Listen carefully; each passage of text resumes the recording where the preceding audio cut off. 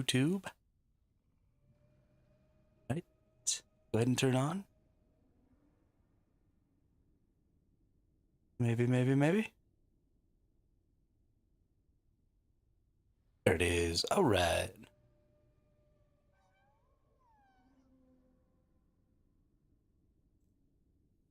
So everything's gravy.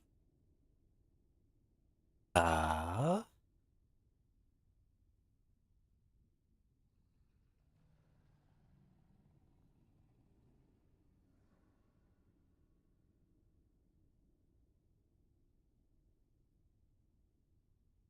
yeah. So today we've got more Harbingers to do. We've done 3 already. I started getting this one going. I got this monolith up to 150, I believe. I need to get it up to 200.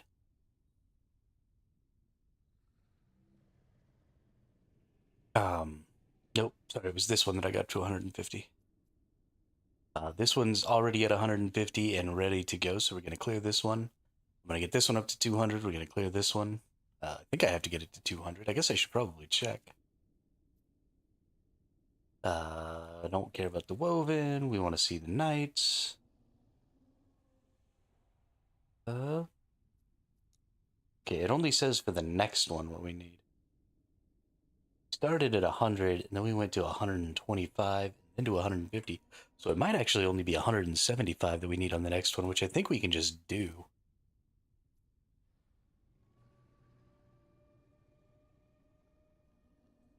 So if you feel more comfortable, I think, pushing your corruption than you do actually fighting these bosses, you can push the corruption independently of each one. Yeah, so I've got 150, I've got 2 gazes of Orbis, which is 24, plus the 6 I would get from this, so another 30, so I'd be up over 170, or 175, I'd be at 180. So we might just go ahead and fight this dude real quick. Let's do that. But anyway, like I was saying, if you feel less comfortable about fighting the bosses than you do about pushing the corruption, then you can totally just push the corruption up through these and then go back and fight all the bosses um, at the different corruption tier. No problem. Ooh, okay, so we got to make sure we block that. I know which one we're on now. That's really the only attack I care about. Maybe we avoid some of that poison breath. We got tentacles whacking me here, but I don't think they're a big problem.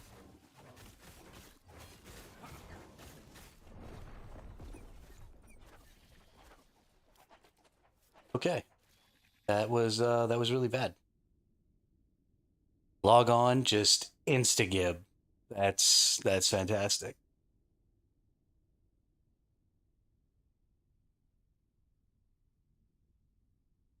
Well, poop.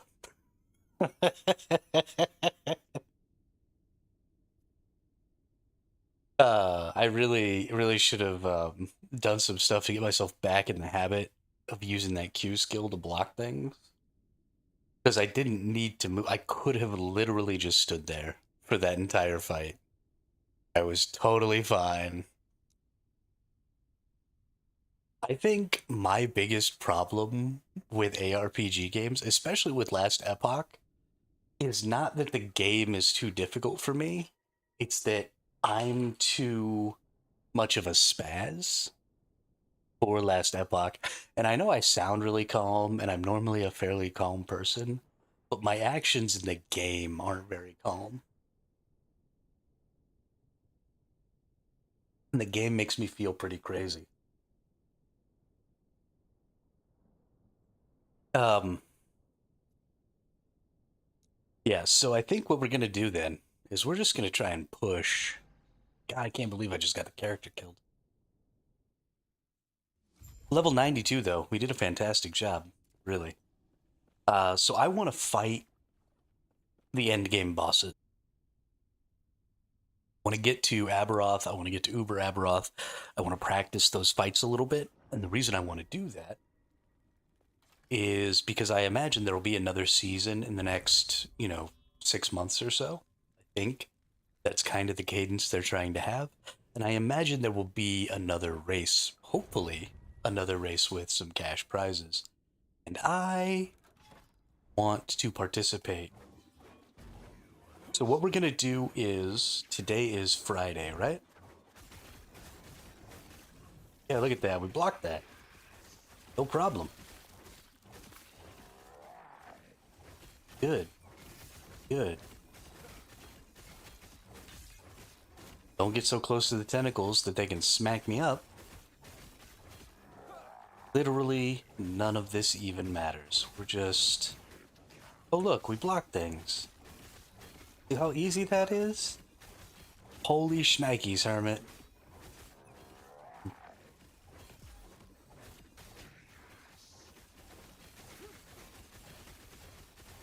We're even gonna auto-kill those tentacles, which is great. They didn't even get to attack us. Ooh, that one came in pretty quick. Literally don't even have to move. Can't believe I just let myself get killed by this guy. What a joke. Oh, I missed that block. Maybe I'm the joke.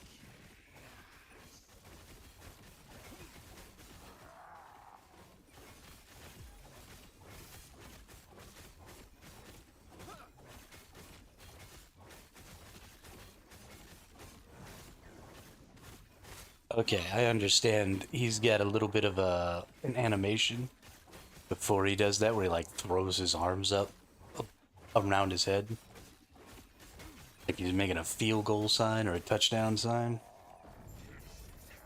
We got it. We figured it out. Yeah, that's depressingly easy. Just depressingly easy. Oh, and now we've only got 170.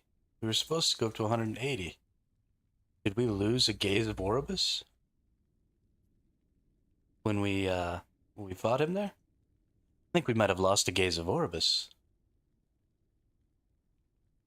Wow, I fucked that all up. Alright, well, let's just go back to the Black Sun here. Need to fight Rye. And we need to kill this Harbinger. Let's just freaking do it, dude. Let's go in here. Let's use this crest. Let's go murk this fool. We'll start pushing. But anyway, yeah, so I want to practice all these bosses. So I just want to get a character up where I can, do the bosses whenever I want. I like this character because he's nice and tanky.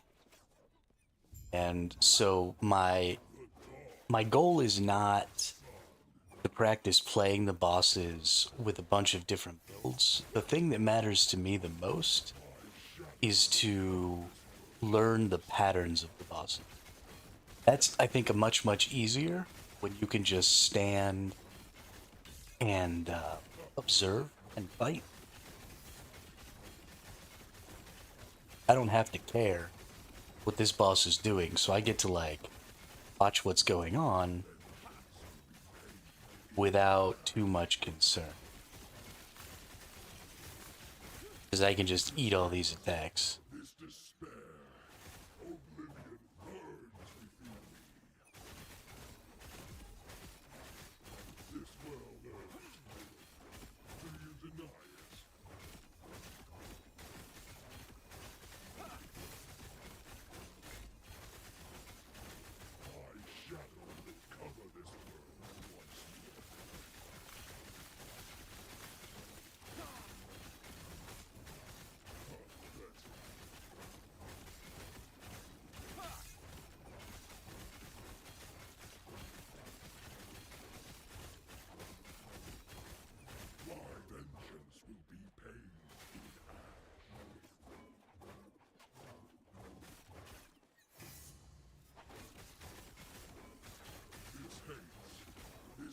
That was close.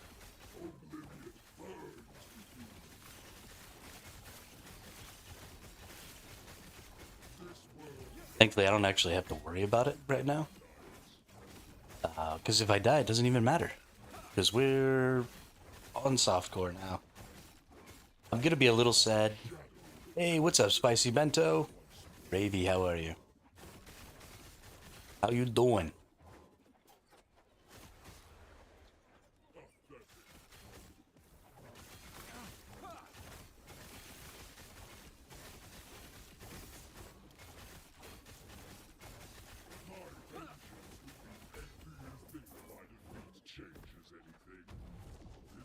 Hey, and it's a fat harbinger.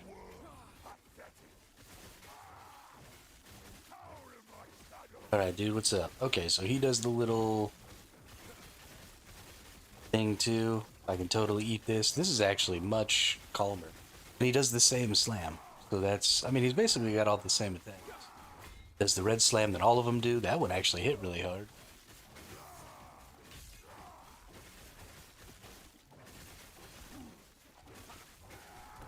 He attacks a lot. This one attacks much more frequently and actively than the rest of them.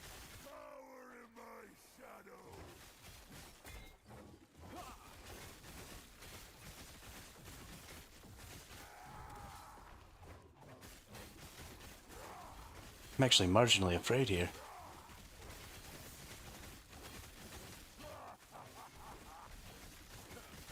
I didn't have to block that multi-attack either. That's nice.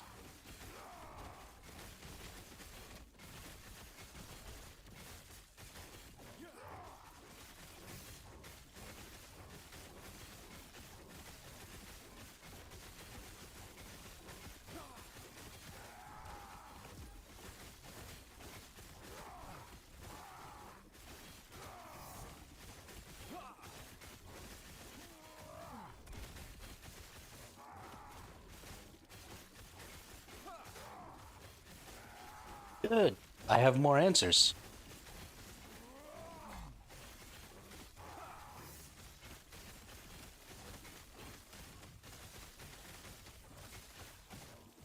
Most of them are no.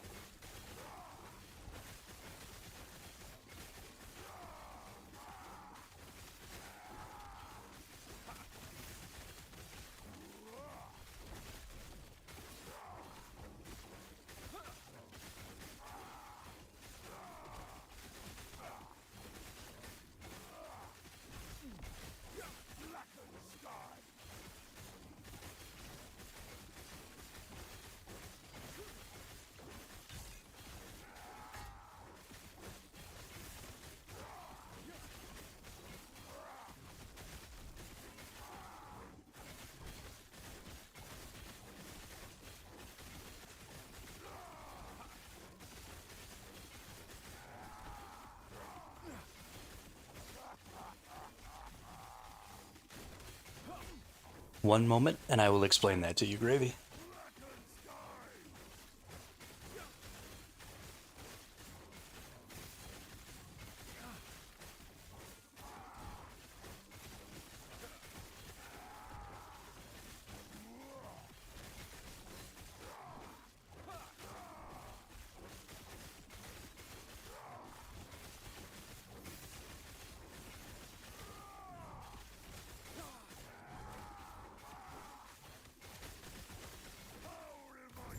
Ooh, yeah. You shit it on, dude. We have a 100% chance to ignite on hit. There's basically no way that we're changing.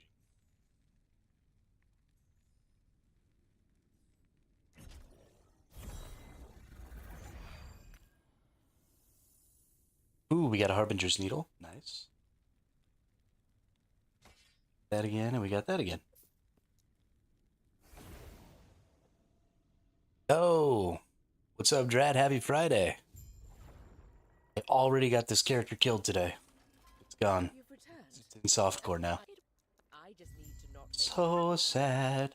Well, this place is going to get crowded. What?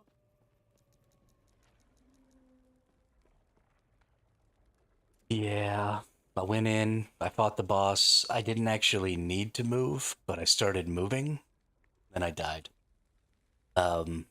Yeah, so Gravy, the way that minimum skill level thing works is you have your skills up here, and you know how when you first specialize your skills, you have a number of skill points to spend?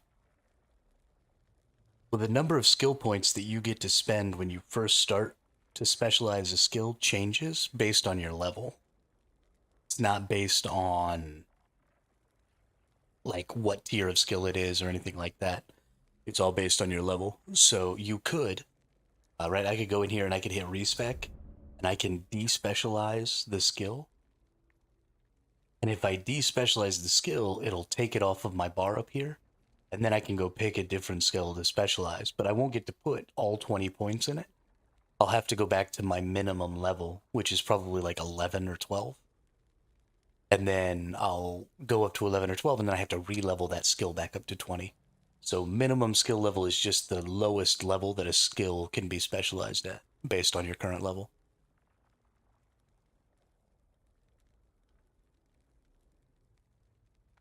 Yeah, absolutely. And so, I want to practice some of the fights and stuff because I imagine there will be another race when the next season comes. And I actually think that I could have probably really competed if I had more knowledge of some of the game systems and stuff. So I want to do that the next time. So we're just gonna go through here on softcore. We're gonna fight some of the bosses and stuff.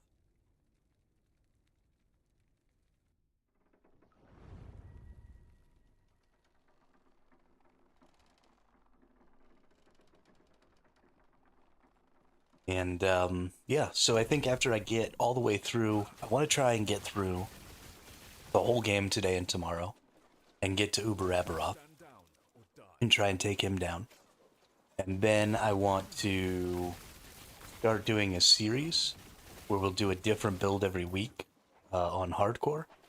And we'll take it as far as we can on hardcore, and then we'll probably just finish it on softcore if I die. But the goal will be to practice getting through the game on hardcore. And we'll pick a build, we'll play it for a week, try and get it to Uber Aberoth, and then I'll put out a video. Not really a guide so much as a build overview. And yeah, play a bunch of different skills, play a bunch of different classes, have some fun. We'll probably play them solo account found, even though we really should play them solo self found to the get the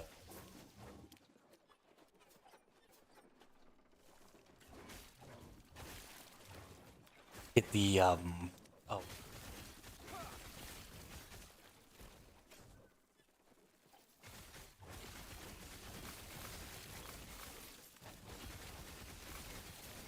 to get the full experience of like a race day thing. But sorry, I lost my train of thought.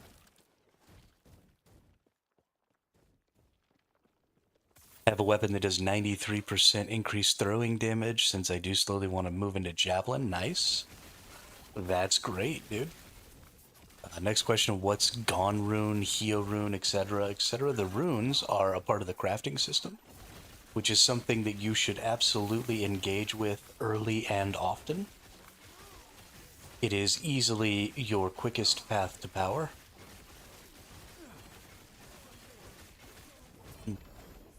So it's kind of a big system.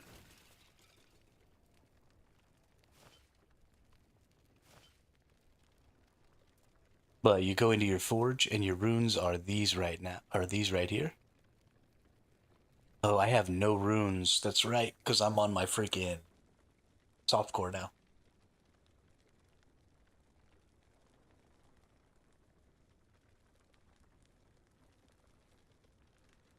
Yeah, I don't know what a Heo rune is either, or a Gon rune. Um,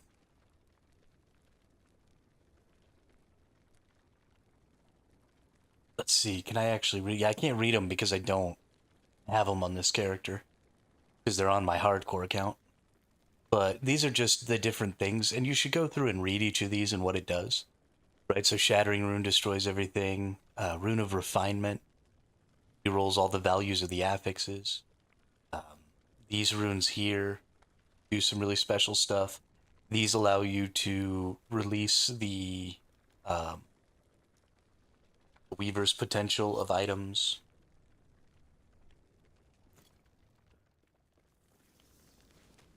Just tons of stuff in there.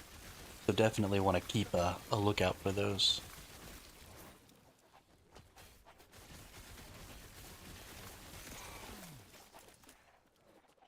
The crafting system is fairly, like I said, fairly complicated, fairly in-depth.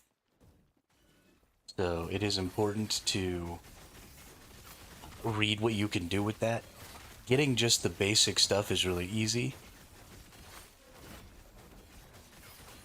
Yeah, so I can't use them on this character because your inventory for softcore and hardcore are separated. So my crafting materials inventory is shared across all of my characters. But because this character is now in softcore, it doesn't have access to all of the crafting materials that I had on my hardcore crafting materials set. It also won't have access to that bank anymore. So my stash tabs are all hardcore stash tabs. So all the gear and stuff that I've been stockpiling, I don't have on this character now. So I'll kind of have to find new gear for it, which is fine. That's easy enough. I'm getting into higher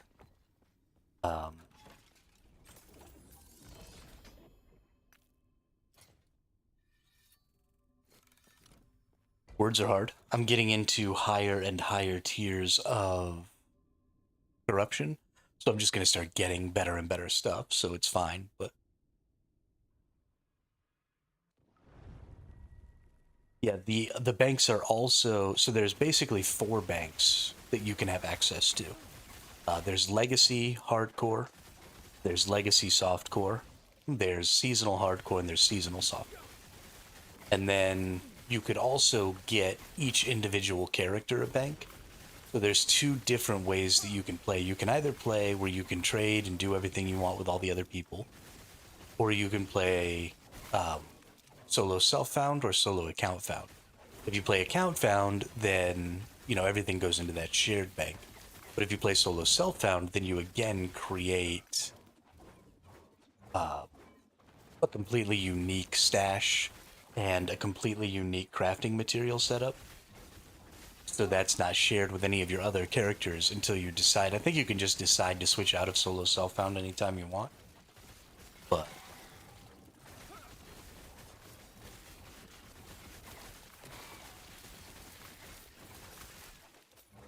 so all those runes are used. My Rune Master class, apparently it's not in the crafting one. Oh, I know what you're talking about now. Okay, yeah, so the Rune Master does this thing where they sort of create spells as they cast. And so based on it's like a 3 skill system for one of your abilities. I think it might be called Rune Bolt, something like that. But basically you cast 3 different skills, and the 3 skills that you cast create this sort of new spell by giving you these 3 runes, and then you cast the Rune Bolt or whatever with those 3 runes on it, and that determines what that skill does based on the combination and order of runes. Yeah, it's actually a really cool system that I've never interacted with because I've only ever played Sentinel.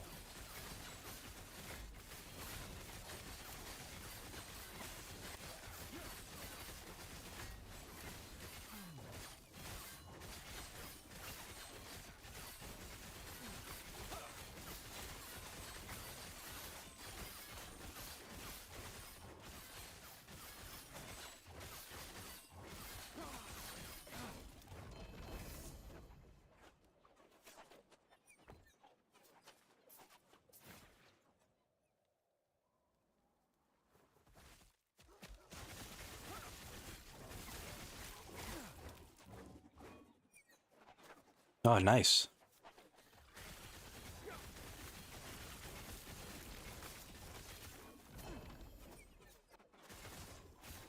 I don't really understand the system in general, but all the information should be there on the skill, whatever the skill is called.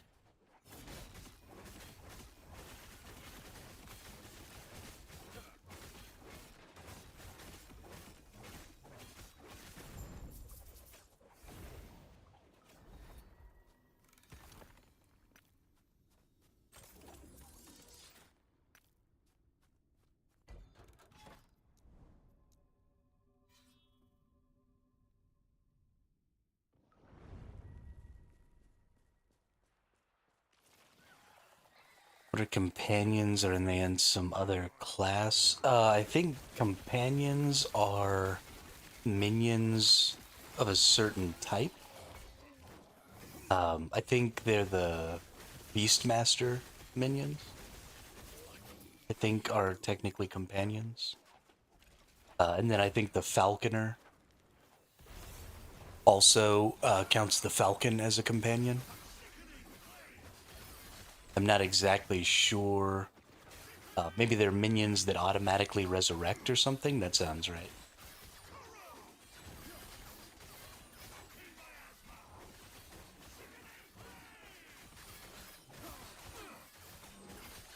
Yeah, I don't think it's a Sentinel thing.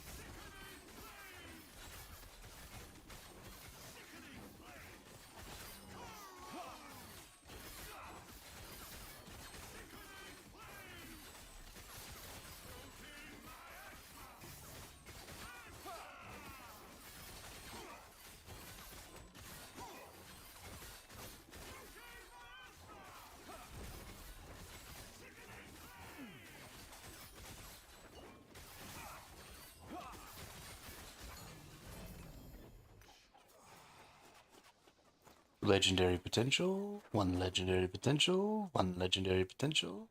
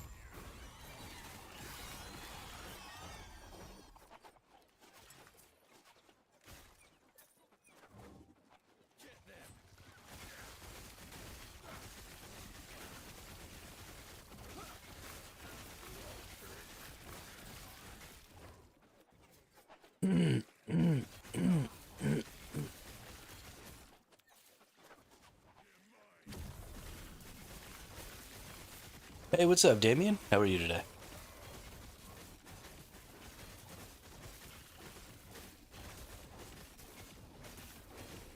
Ready for this freaking Friday?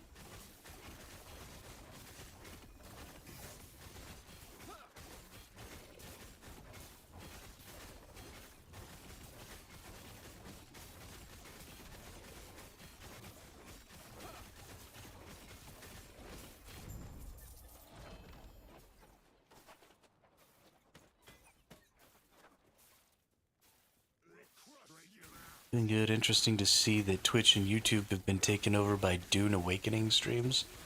Yeah. I really don't think that game is going to be any good.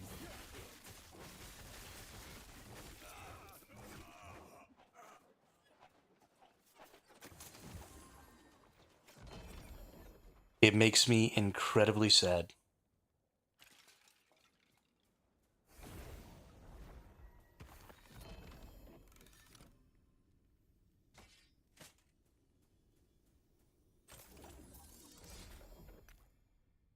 Just based off of some of what I've seen, um, they're fragmenting the community too much, I think.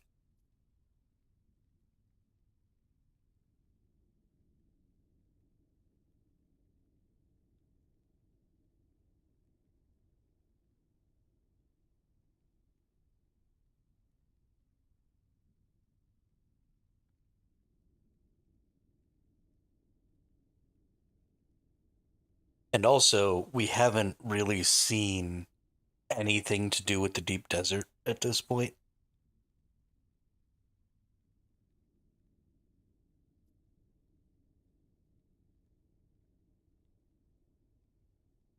And I'm fairly concerned with that system as well. I don't know. We'll see. Like I said, I hope I'm wrong. But I don't think I'm going to be. I might still get it anyway, just because, it's going to be an extremely popular game when it launches in the survival space. And it's supposed to be a survival streamer. So we might get it and try it out, but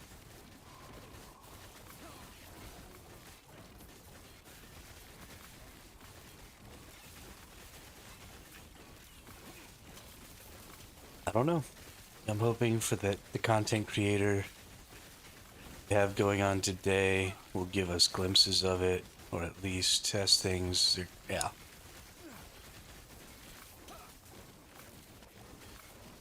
Yeah, I don't really know what's going on with it.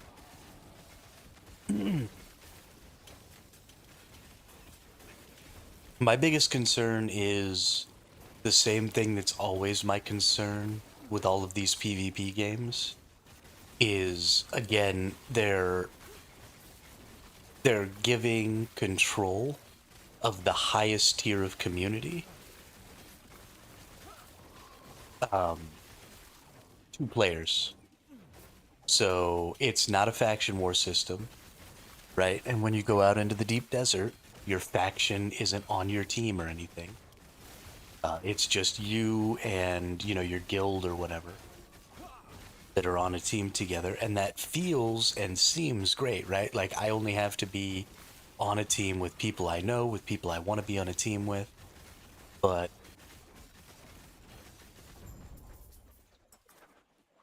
it's going to have the exact same effect that it always has on every single game, and that's going to be that casual players are going to be completely barred from a huge portion of the content because they can't compete. You have to have a safety net, you have to have a buffer, you have to have strong people on your side, and the only way to make sure that everyone has strong people on their side is to automatically group people together.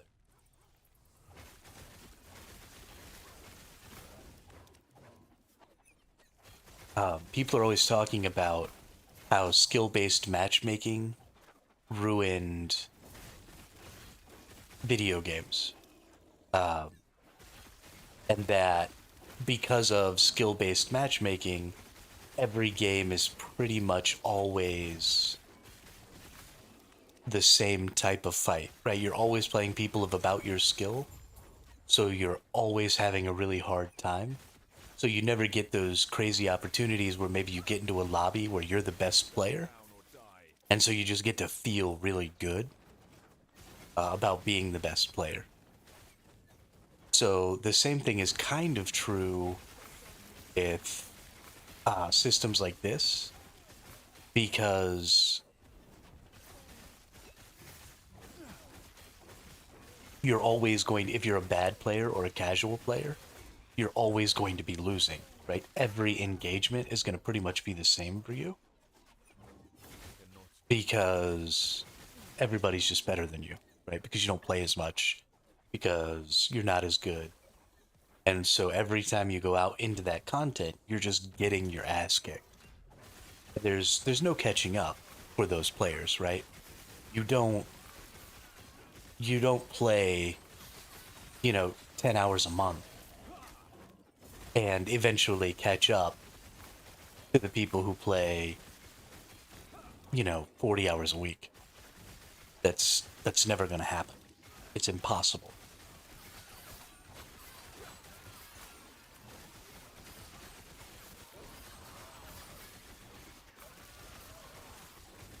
And you have to have a space for those more casual players.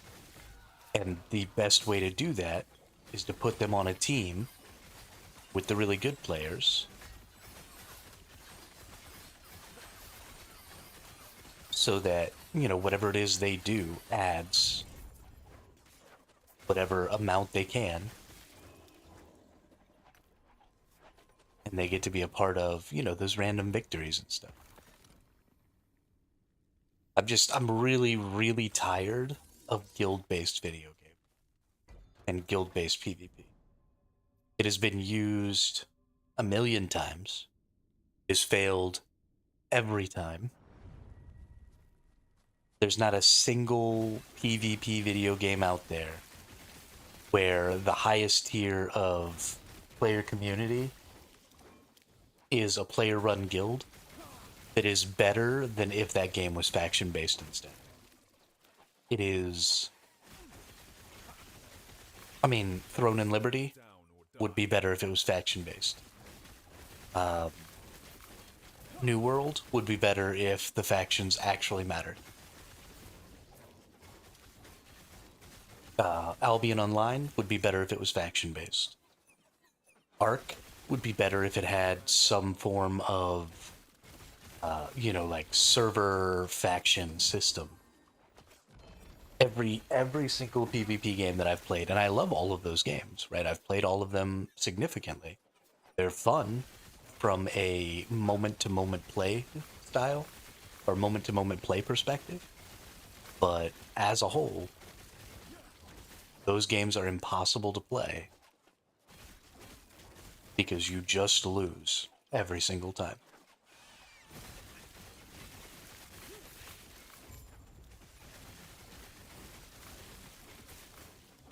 And so the same thing that makes those games difficult, that makes those games not fun, is this thing that would solve that problem, or the solution if they had faction warfare. So the biggest issue here is that more than 50% of your players are getting beat more than 50% of the time. And the reason that that happens is because the best players are the most prolific players, right? So if I'm really, really good and I win all of my fights, I'm also going to tend to be a part of more fights, especially when it comes to open world PvP. And so I'm having a disproportionate effect on how many players are consistently losing when they're trying to do stuff out in open PvP zones. And so that same problem is actually a solution when it comes to faction warfare. Because again, the most prolific, the best players are going to be the most prolific. And so they're going to be there actively turning the tide of more fights. So they're going to be a positive force for their faction more and more and more than the casual players are going to be a negative for their faction. Too heavy.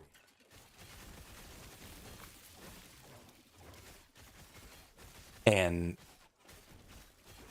so honestly, I have no idea what's going on.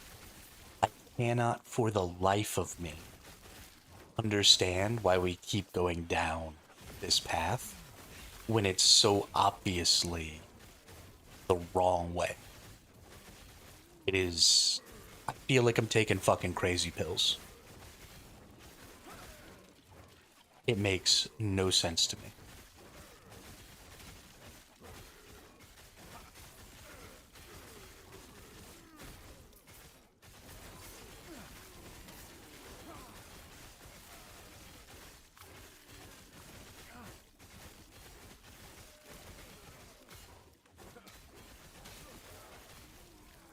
Stand down or die.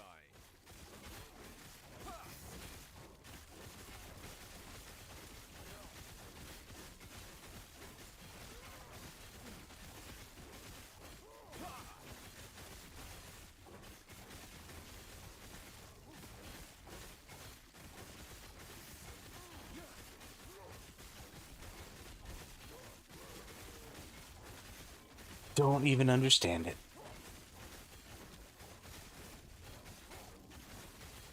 And so honestly, yeah, if it was gonna be, if the open beta is available on GeForce Now, I might go ahead and play it, Gravy.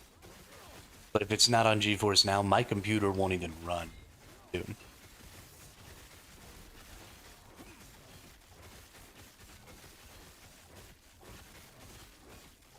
I do know that Dune will be on GeForce Now when it launches. Uh,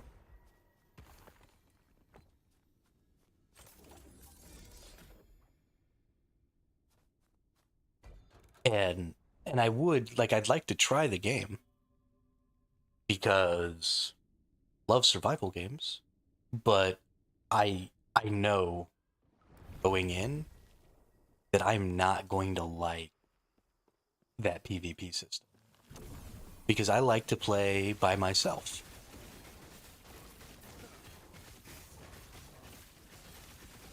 Because, you know, I don't want to have to schedule things. I don't want to have to be beholden to other people, have, you know, some sort of need to be available at certain times.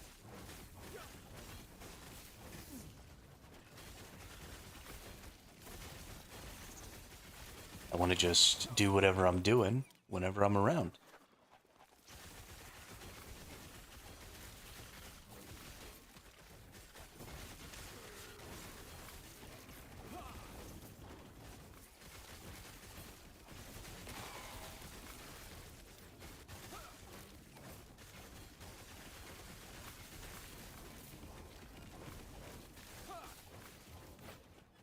But we'll see.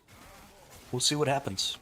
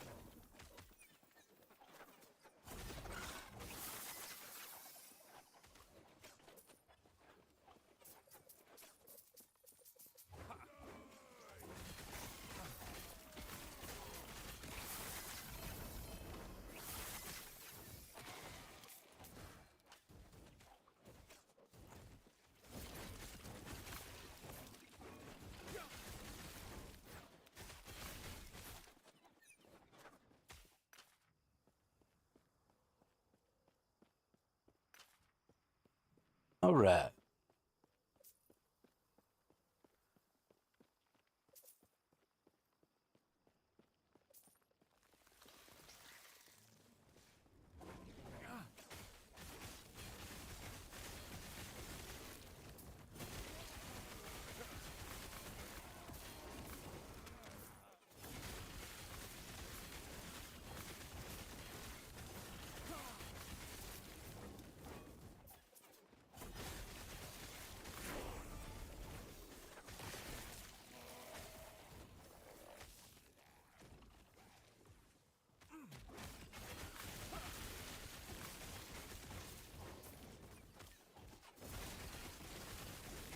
Stand down or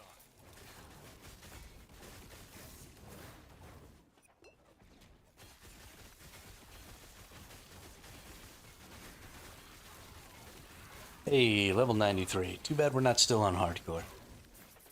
That I got.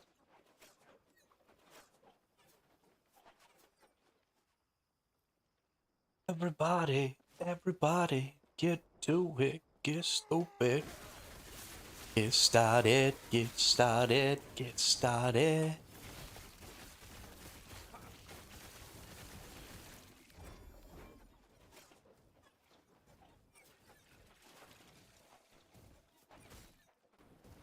Yeah, got me talking about Dune. Now I'm all angry. I got my.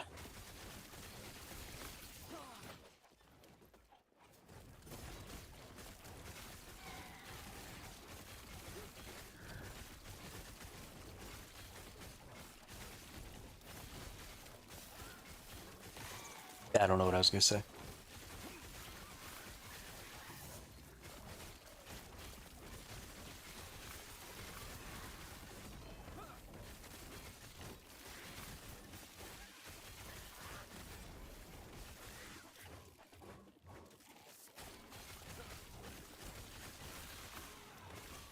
It's actually the ridiculous hermit who's the best at video games. Um, when I get too serious, I start to suck really bad. Because I'm just not really a serious person. But I always try and be serious. And when I'm like trying to be really good, and it never works out. And then I'll pull off just the craziest shit when I'm just fucking around, not really doing anything. So I really should just be more ridiculous.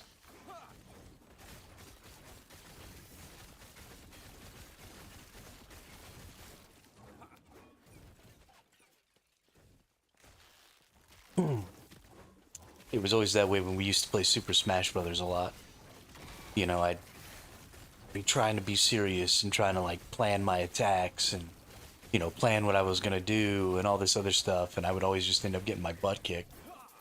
But if I would just let go and just start laughing maniacally and being ridiculous. Like that guy, have any of y'all ever watched The King's Avatar? The Chinese anime? There's that guy in there who's always constantly like saying different moves than the move that they're actually doing and being a psycho. I used to play video games like that when I was a kid. I was younger.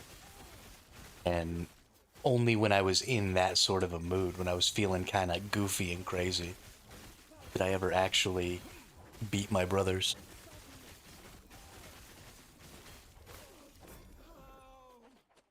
It annoyed them to no end.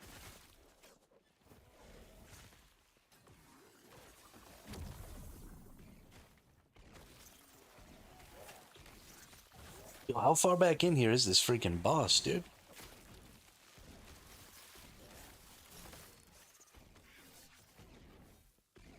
Goodness gracious.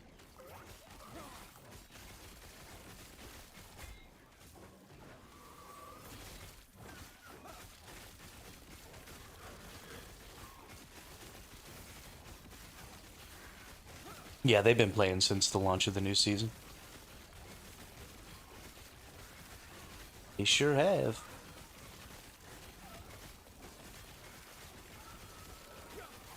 We get on Discord sometimes while we play and we just chit chat about our builds and stuff while we go.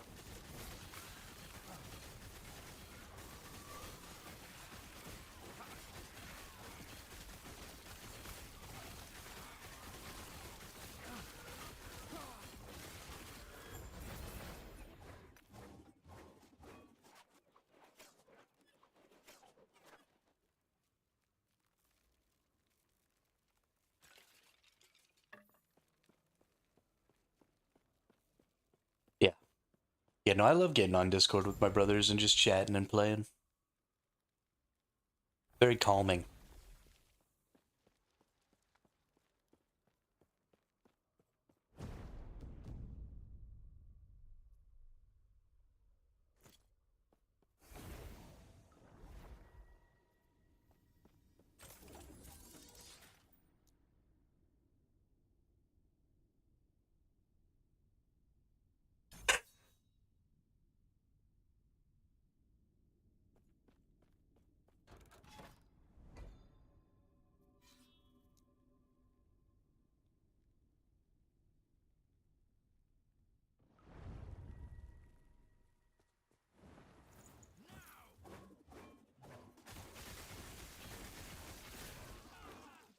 Dude, I'm having a horrible allergy day. Oh my god. What is going on in my life?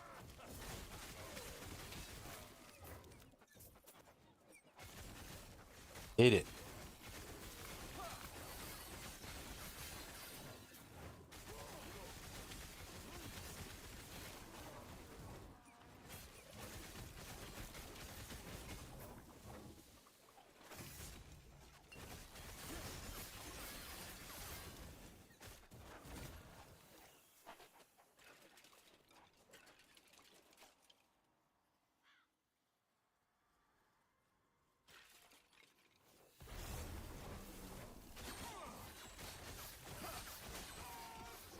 Double-sided bone sight. I can't even imagine. Want one.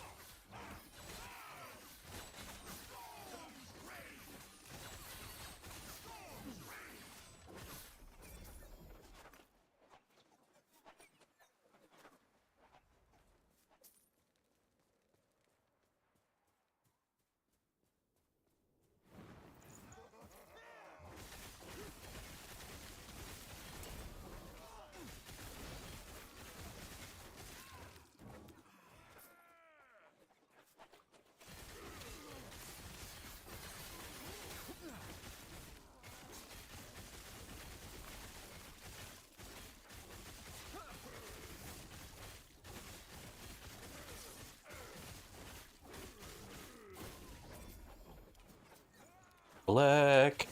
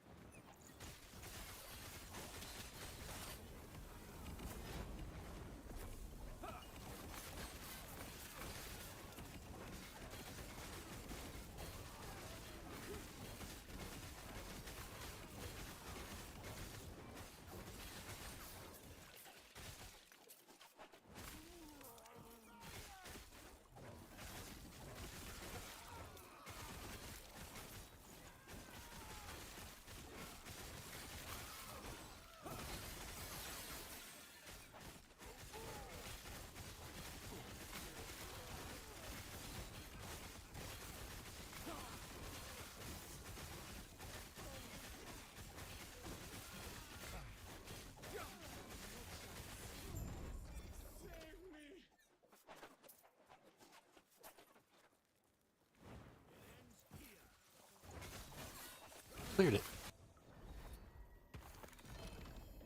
Already cleared. Vulcanus. Too heavy. Too heavy. Okay. Oh, I have to redo all my stash tabs? Gross.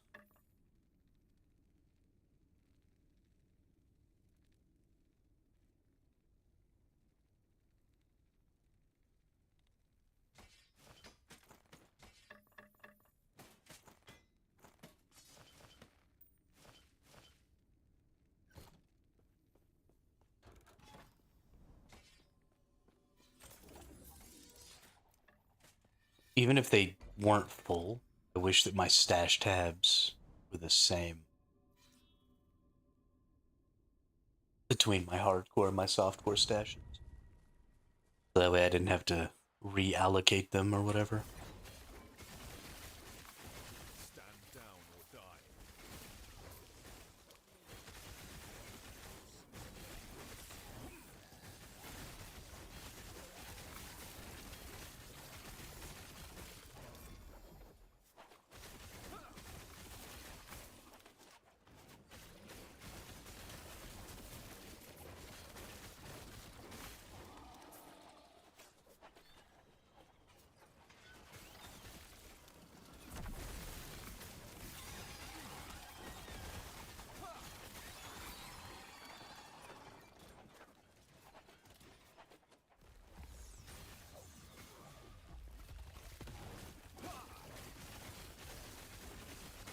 These beetles are always pushing you around everywhere.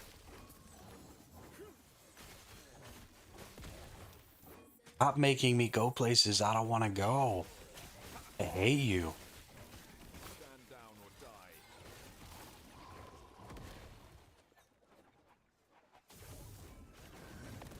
Mana courses through me.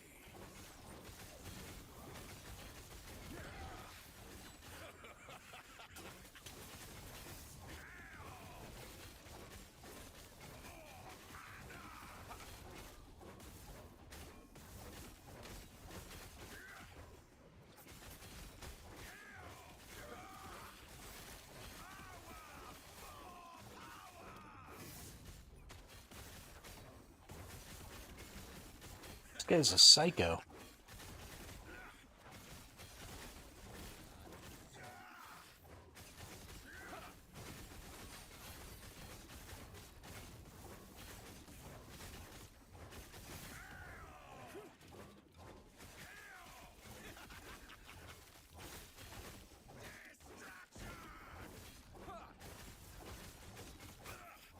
They would cage us all. I won't go back.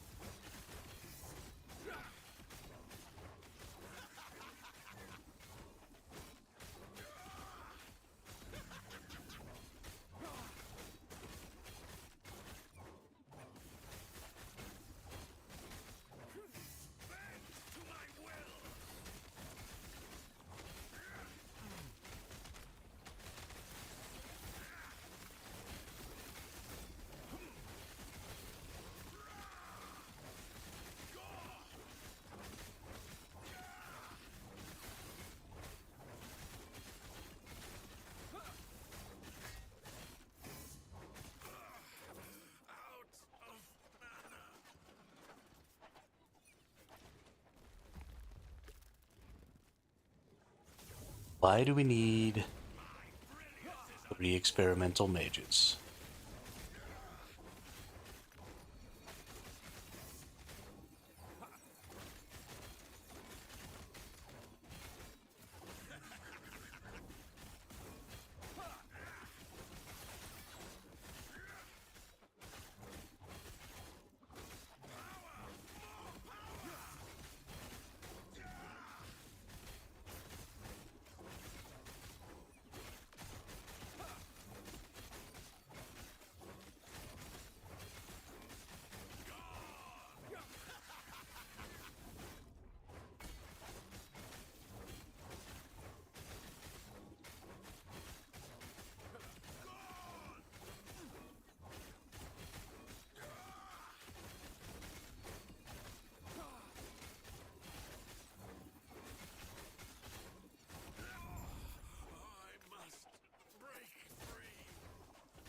I want to break free.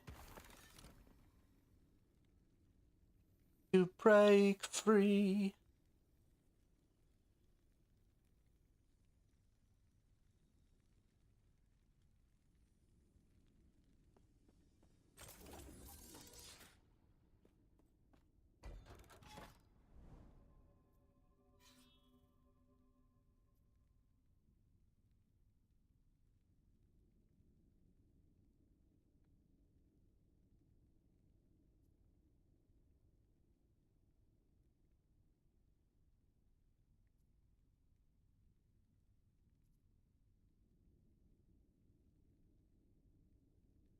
All right, I'll be back in just 1 second. I use the restroom.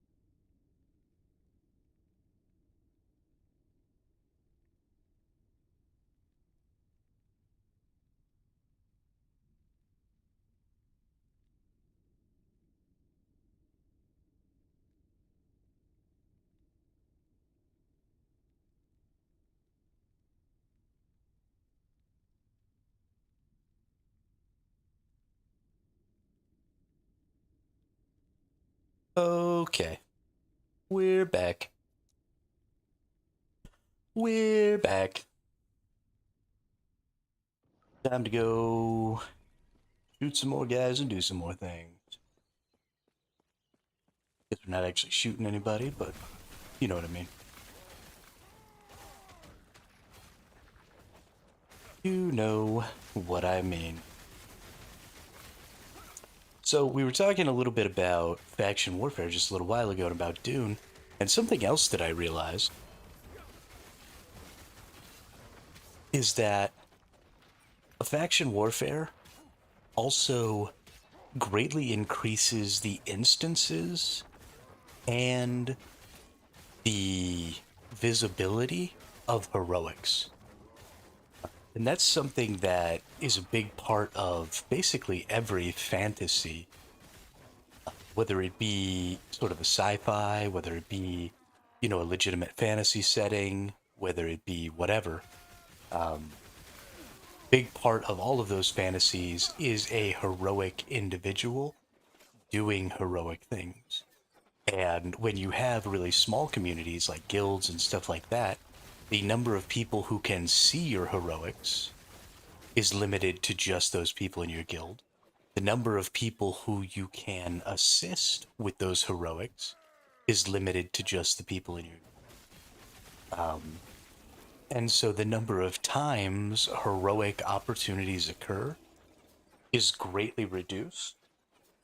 And the people who interact with those heroics, who see you do that heroic thing, and who maybe recognize you in the future because of that thing, is drastically diminished. And so if you have a faction warfare system and you're, one of the better, more prolific players, then you have this opportunity of every time you go out into the open world, there will be other players from your faction out there. They'll be doing things, they'll be getting into stuff. And if they get jumped, if they get attacked, if you happen upon them when they're being attacked,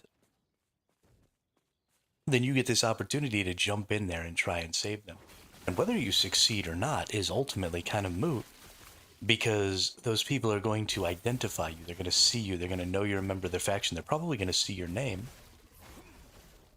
And so a little bit of your own personal lore, as well as a little bit of the in-game server lore, is going to be created in that moment. And depending on how outrageous that moment becomes, will determine whether it's just a tiny blip in the history of the game, or if it's maybe this really huge, crazy event that a lot of people hear about and that a lot of people interact with, and that maybe has videos made about it or something like that.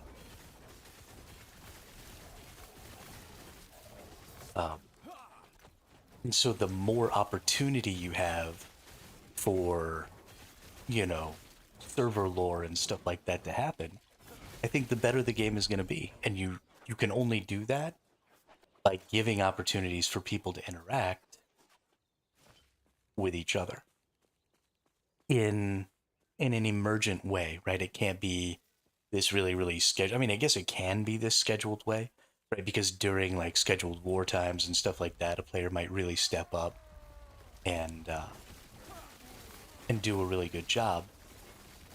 But I don't know. It seems like ultimately you would just have more opportunity for crazy player interactivity to happen.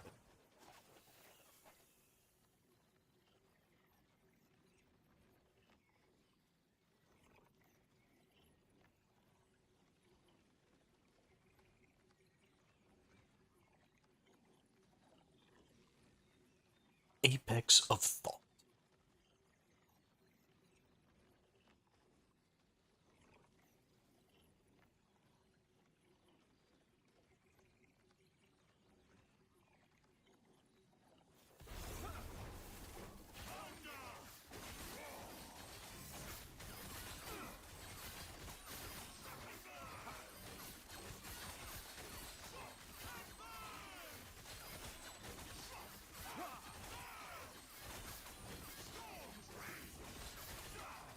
It's also an extremely easy solution, right? Factions are so simple to put into a game.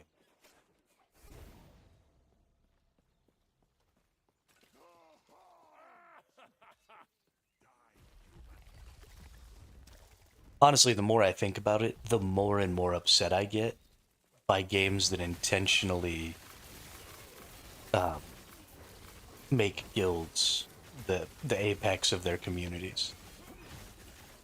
Like it's really starting to aggravate me.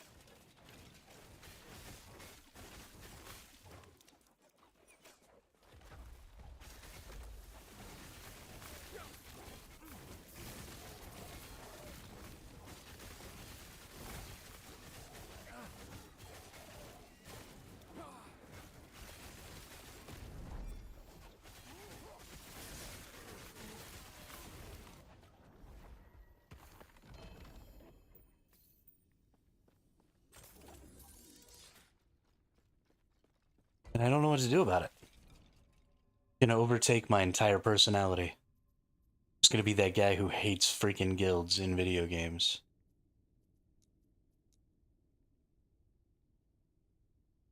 Maybe I should do a long form video series on it. Just go through every MMORPG game that has guild PvP and no faction PvP.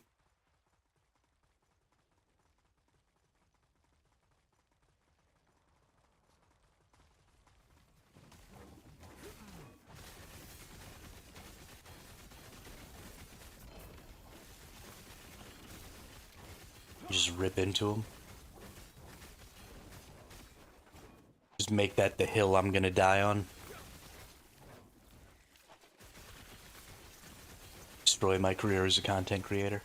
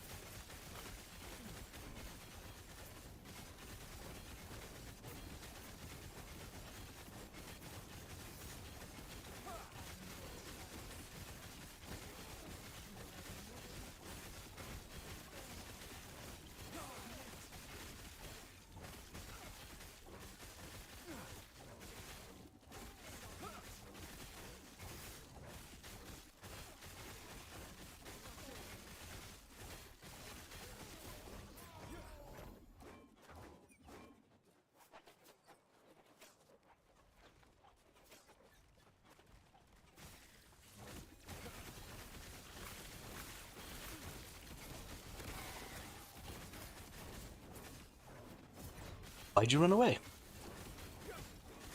It's Doc Ock.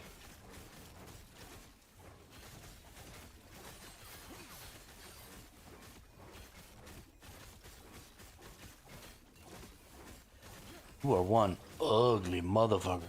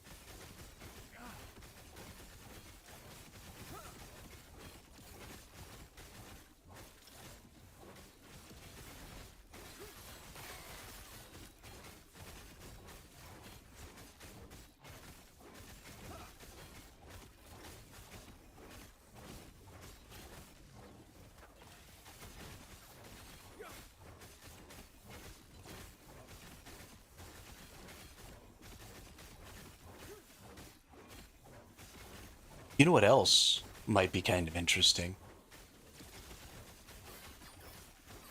Is to try and find a way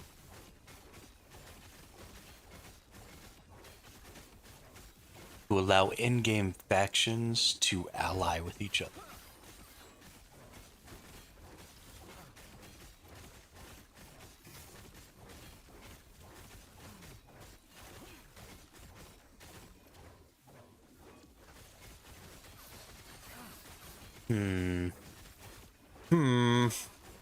Yeah, I don't know.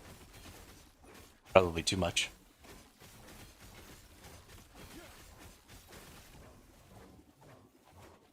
But yeah, sure, just come over here next to this other fucking champion with this diamond matron for backup. That's super dope, dude. Thanks for that. What an asshole.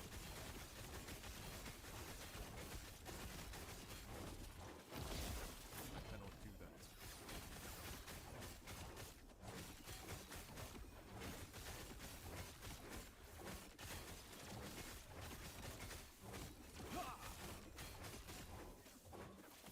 Cannot do that.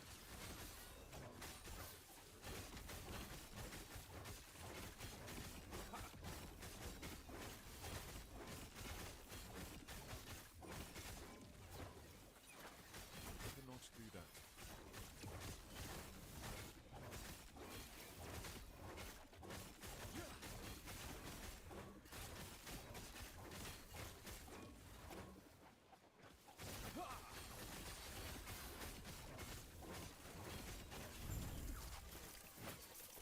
You fool. Lagan Gotcha. is You unprotected. dead. I was trying to protect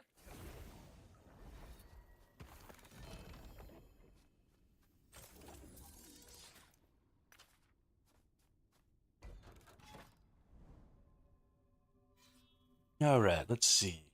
6 corruption is enough. Enough? We're gonna have another day where I can't talk.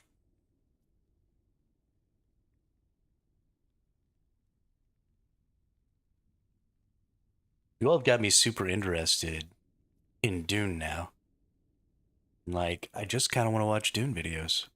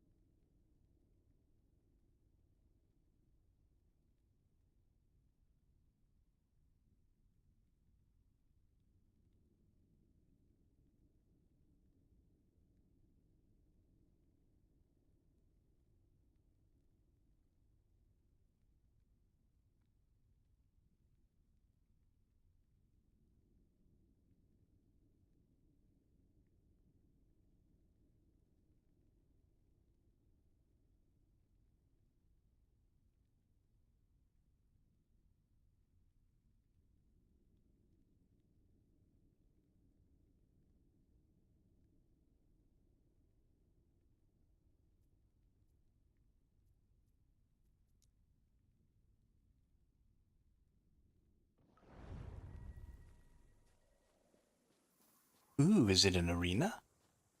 It is an arena. Yay! I love the arenas.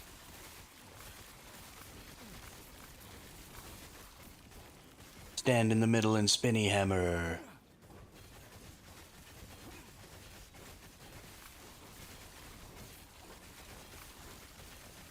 Spinny hammers of doom.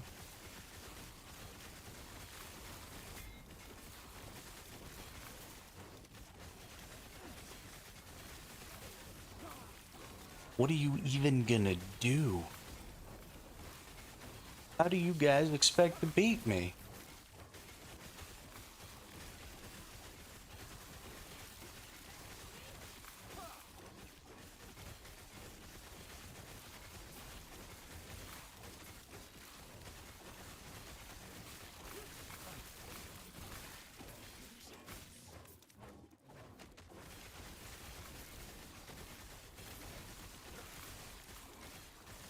Good answer. Good answer.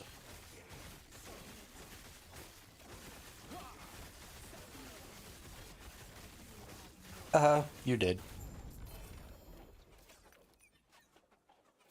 Moon of Havoc. Don't care.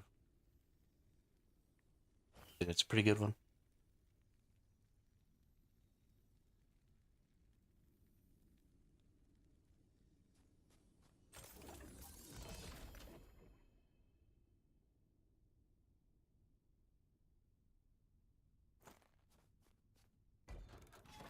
Alright. Let's kill all Orobus. Oh, actually, let's check back. Our Forgotten Knights. Go to our Harbingers. We just want to make sure. Yeah, 175 is what we need. We've gotten 4 of them down now. We're balling out of control here. We're about to hit our halfway point. We get the little icy dude. I don't actually remember what this dude does. Oh, there we go. Okay. Go. We tank that. Almost. Almost. Almost. Perfect.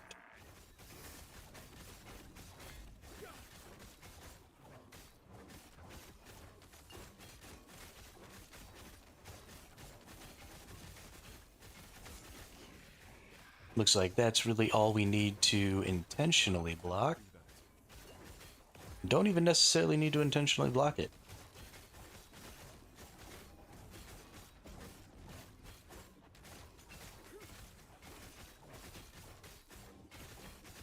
Probably gonna have to start like moving out of the way from time to time. I don't really want to do that.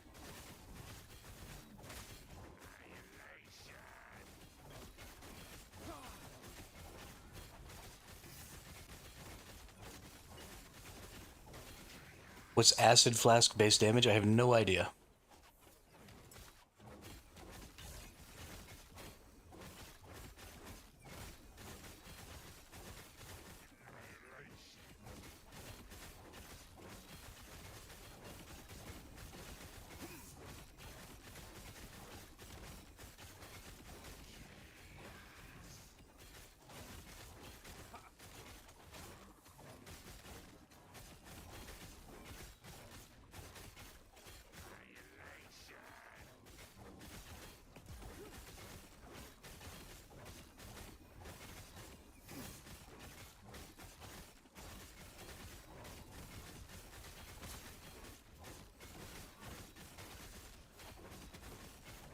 Cannot do that.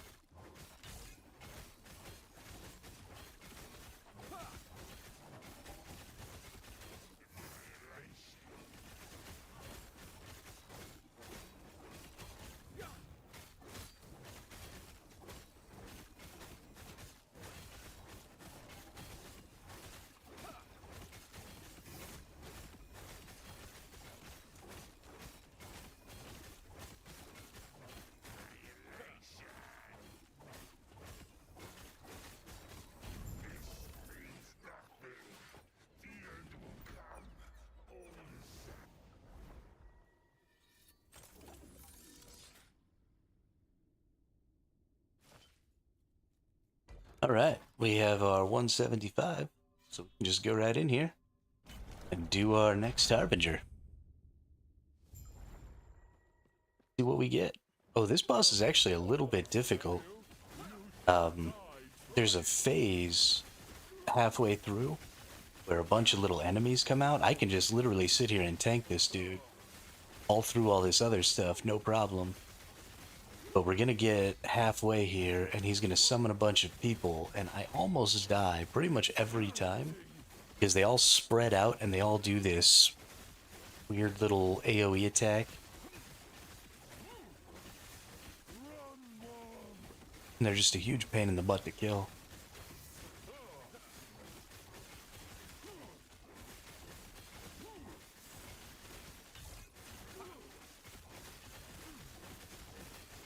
But the rest of this is just super easy. Just tank all this, and then later he'll do a big slam move, and I'll just use my my Q skill, my rebuke, to tank it. It's pretty easy. But here he's gonna vanish, and a bunch of these little dudes are gonna get summoned, and then you'll start seeing, yeah, that little light circle on the ground. They cast a bunch of that because they each cast it. And so it just chases you around and you can't really get away from it, so you kind of have to tank it. So many of them, and they're also spread out, that it's really hard to get your healing going while you're fighting them.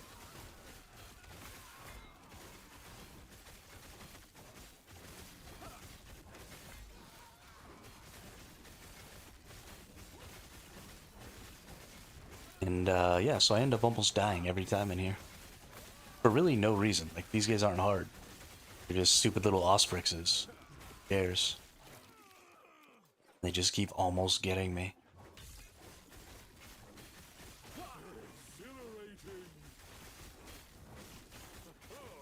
That's the slam I have to block.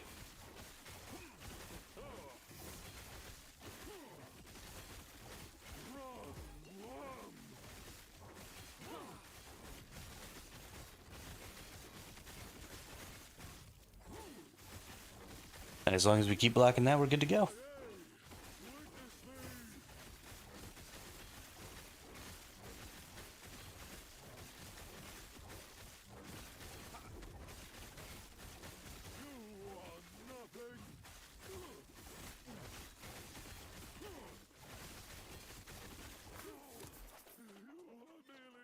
Game over, man. Alright, now we got little crazy Harbinger lady.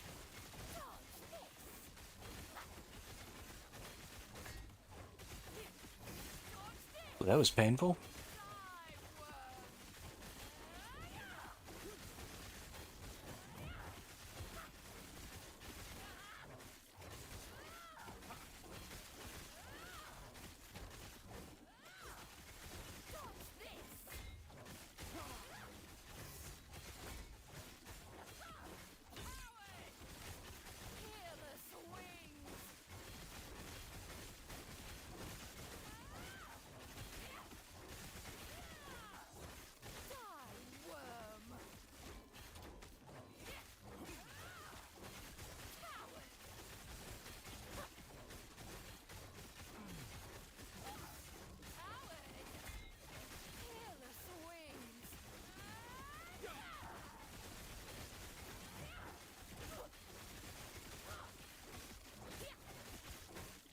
Need to gain back some mana here.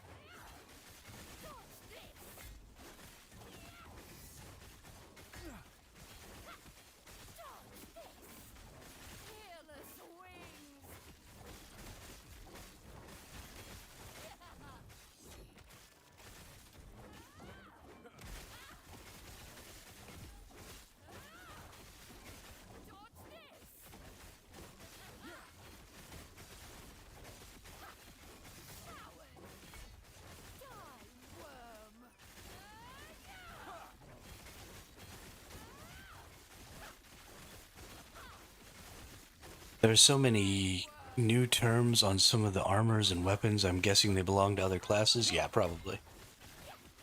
Probably.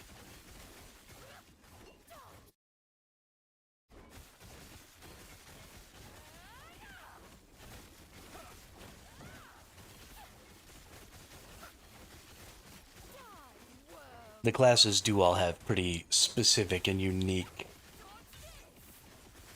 uh, mechanics. Fearless wings.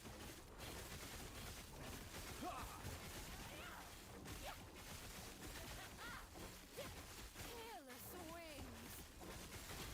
Gain back some mana here.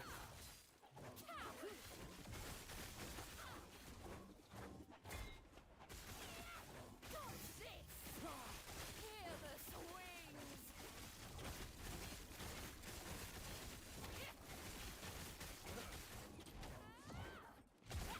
Die, worm.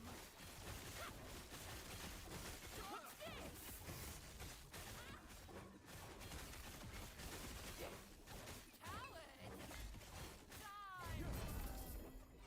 Hey, we got him.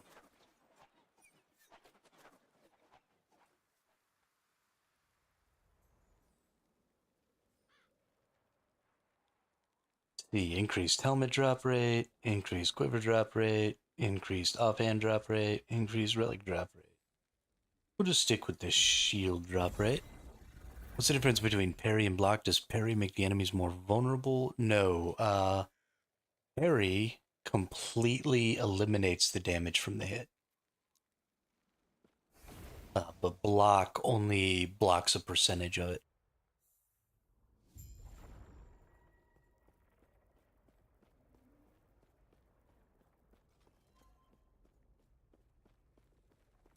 Welcome back. But parry is much more difficult to come. Though before we can do that, we'll have to get past Aberoth, of course.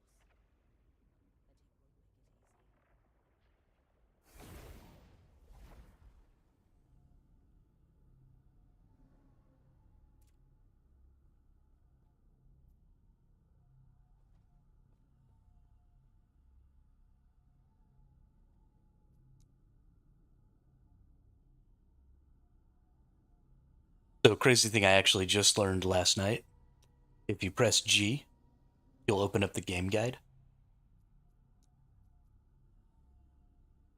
And the game guide is searchable.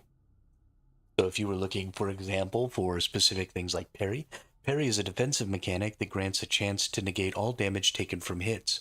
However, unlike dodge, parrying does still count as being hit, and as a result of that, ailments can still be applied to you when you parry a hit. Parrying has no effect against damage over time effects and is capped at 75%. Yeah, I didn't know this was here either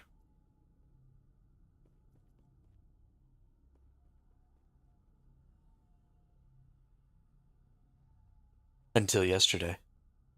It's probably not going to give you like a super deep um,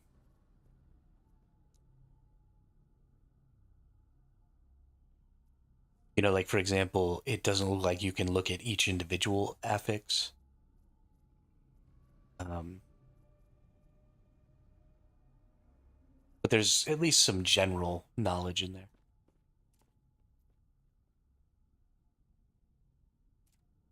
All right. We're halfway done with the Harbingers. You have 5 of them.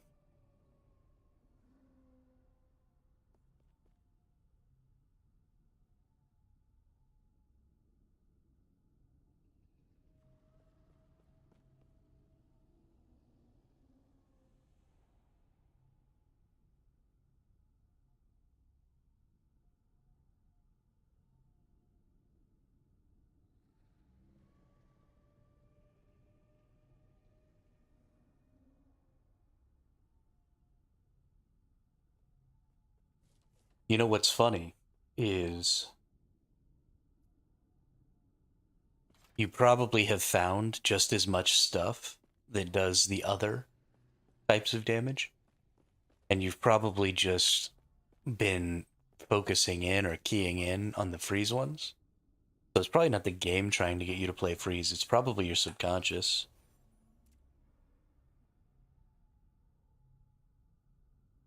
Which I find hilarious.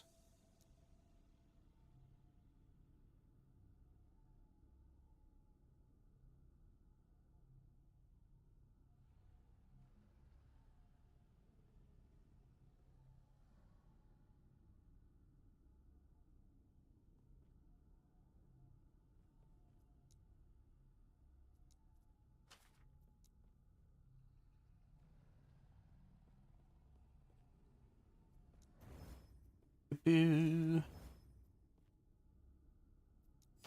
Diddle diddle diddle doo. Diddle diddle doo, biddy doo, be doo.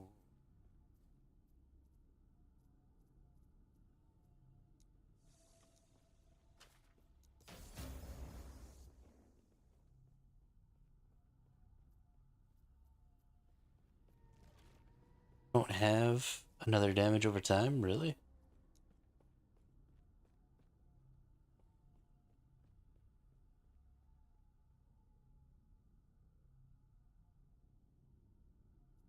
I don't even know why I'm crafting that. I don't need it.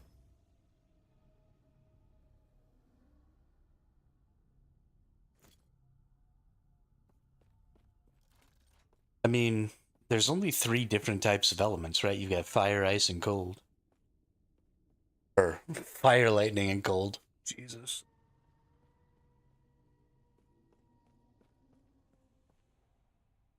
So, if everything you're seeing is fire and ice, that's you've got a bunch of other stuff too, right? You've got necrotic, you've got poison, you've got void, you've got physical. But because you're a mage, right? And you're only normally going to be looking for those 2 things, or those 3 things. Seeing 2 out of those 3 a lot is probably almost guaranteed a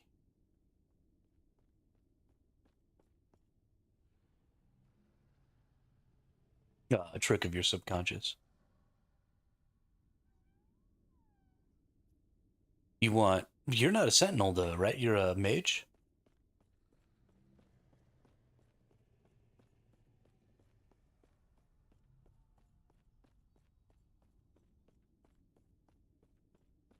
Oh, then how are you getting the runes from the runecaster? I don't understand. I believe we have identified when the void began to sweep. I am confused.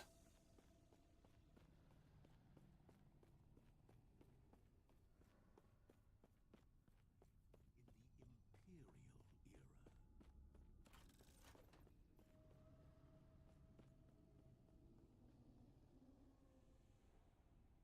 era, Ah, got it, got it. Okay, that makes more sense. That makes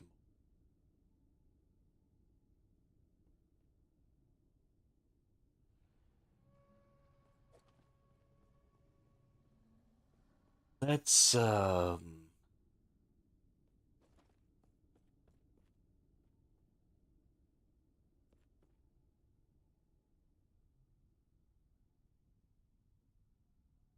up here.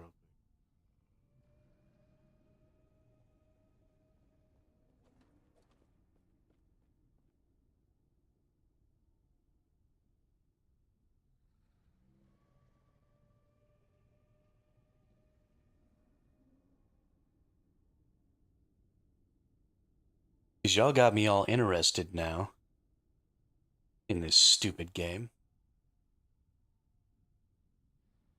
Now I can't stop thinking about it.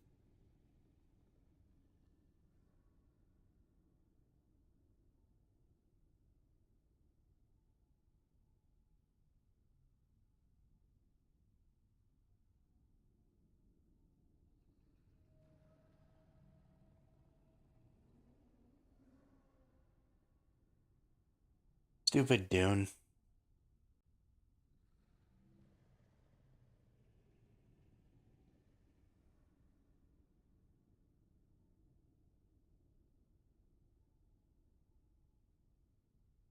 Stupid Dune.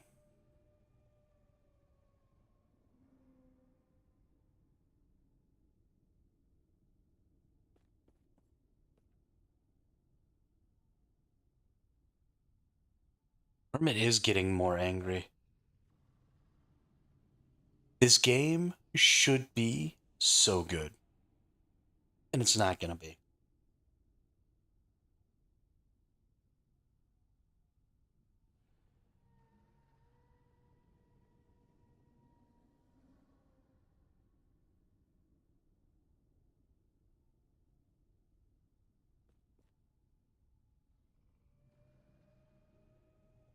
I just want a faction game. Is that too much to ask? There's just no PvP faction games. Why can't I just have a faction game? Why does my life have to suck?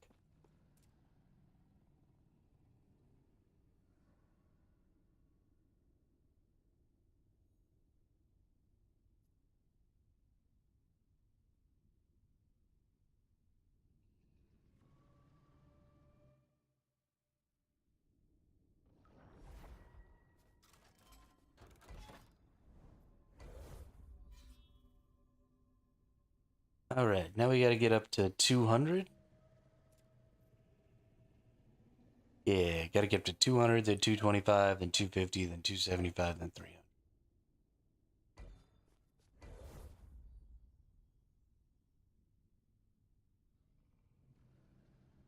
We can do it. But I don't really feel like it right now.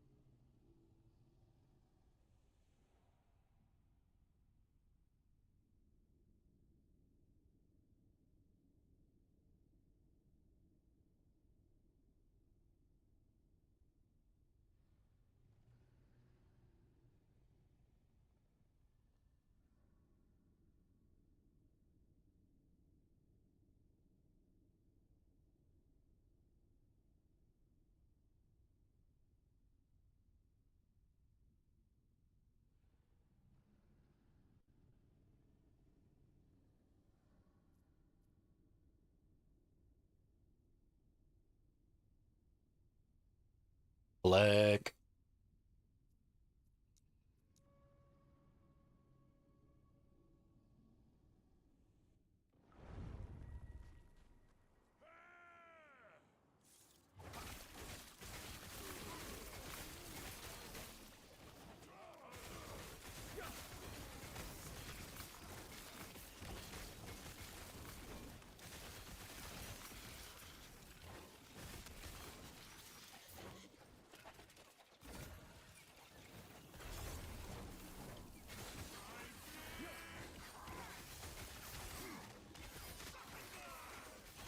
Alright, let's just kill this fool. Get my items. Let's run amok. Amok, amok, amok, amok.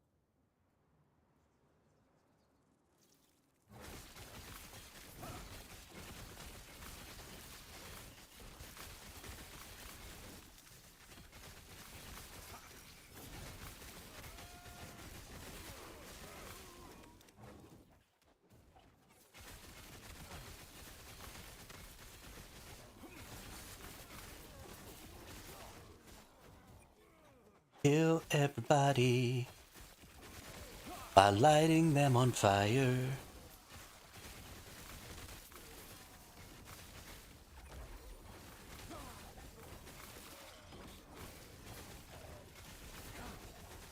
And you get lit on fire. And you get lit on fire.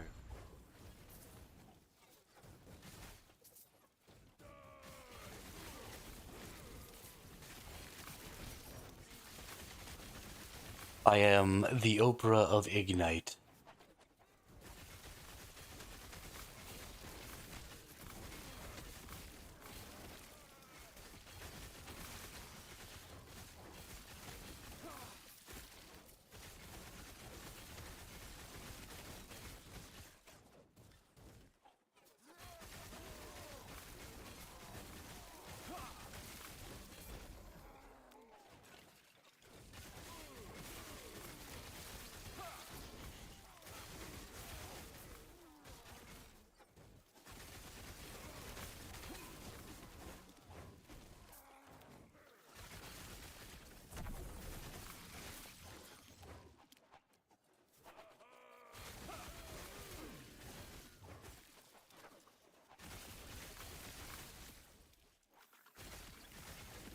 Stand down or die.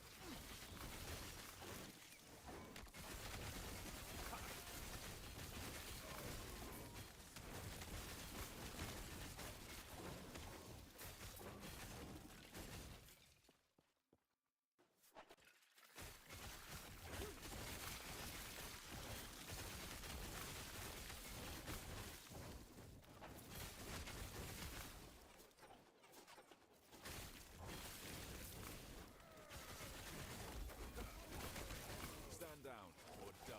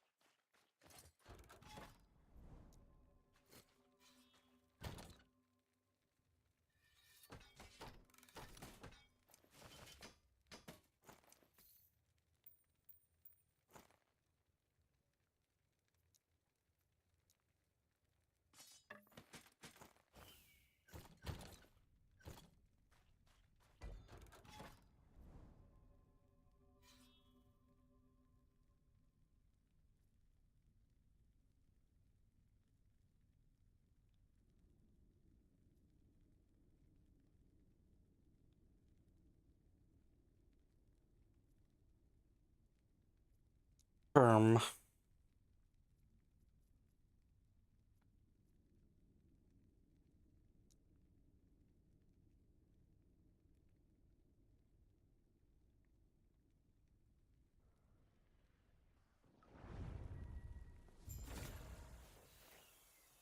Ooh, the sun wreath.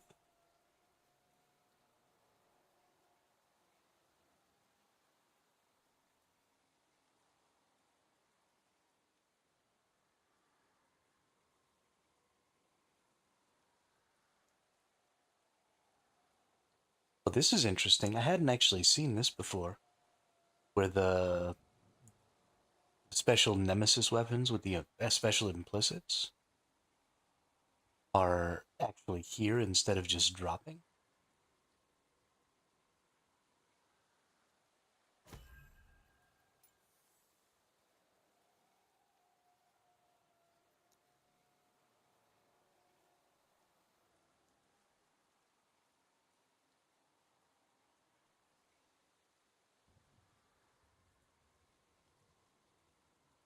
Gain 400 ward when you transform. Stack of Maelstrom grants you 3 ward per second. 6 seconds. Spell damage, gold. Okay. So this is probably just for that build. What do I maybe want to level up? Actually, I kind of like this. Increase melee fire damage, increase melee cold damage, 20% chance to gain haste for 1 second on hit, 20% less damage taken while moving. +2 to fire melee attacks, +2 to cold melee attacks. So I'm interested in making a build sort of around this armor. I really like this idea of 20% less damage taken moving.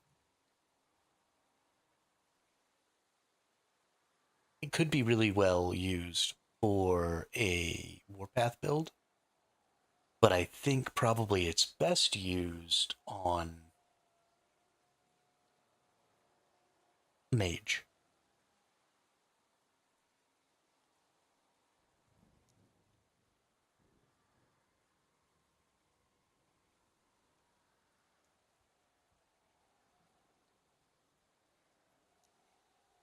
So I don't know if mages have any sort of like channeled attacks, but I really like the idea of attacks that you move while you're doing them. Skill right here. It's armor right here. So let's throw that in there. Let's empower it and let's just see what happens.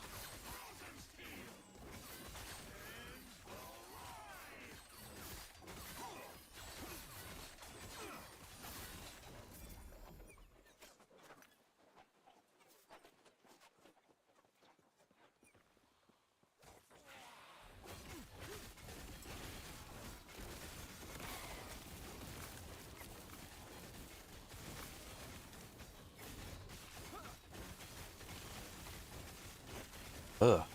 Yo, my allergies are freaking the fuck out today. I am not happy.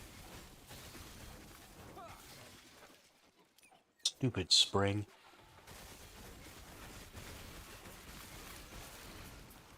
Why do the plants have to, like, grow and stuff?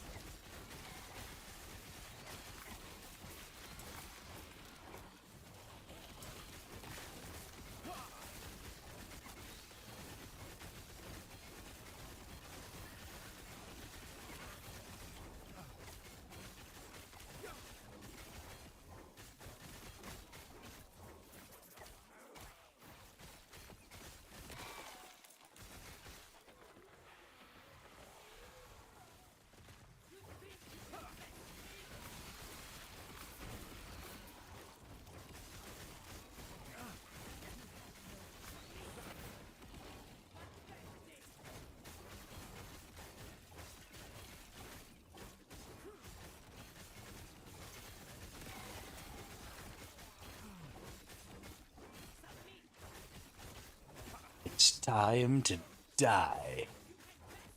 Ah, got him. Seal the vile gate. Nada yada yada. Nada yada yada.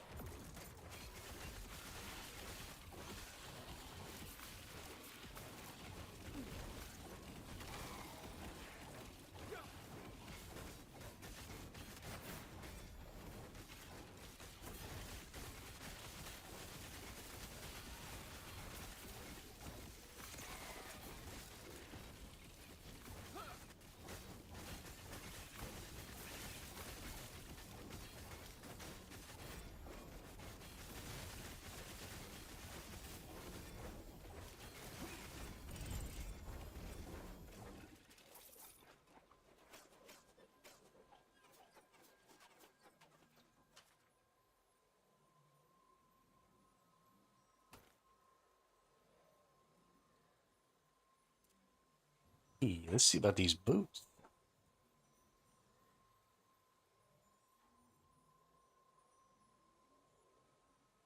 Need our necrotic resistance here, so hopefully we can just get that. Nope. Looks like those get shattered.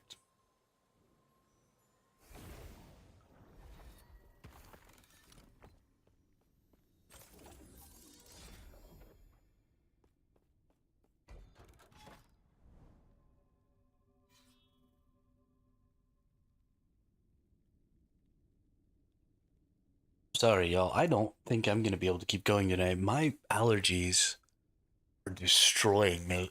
I got so much goop in my throat, and my nose is running, and I'm sneezing all over the place. And I am just like not having it today. So I think we're gonna have to end the stream super early. I'm sorry about that. I am losing it right now. I can't even focus. I'm sure I'll be fine. I mean, it's just allergies. It's not like I'm sick or anything. But yeah, I want to thank everybody for coming out and say what's up. We'll be back tomorrow. I will do a little more research on Dune because, um, that is kind of the focus of my channel should be and wants to be survival games. There just aren't any I'm really excited to be playing right now. So maybe Dune will fill that itch for us. But I'll do some more research on it and see what's up. See if maybe I can refine my opinion a little bit from it doesn't have faction warfare, it sucks. We'll see. But yeah, thanks again. I hope everybody has a great day, and I will see you all on the next one.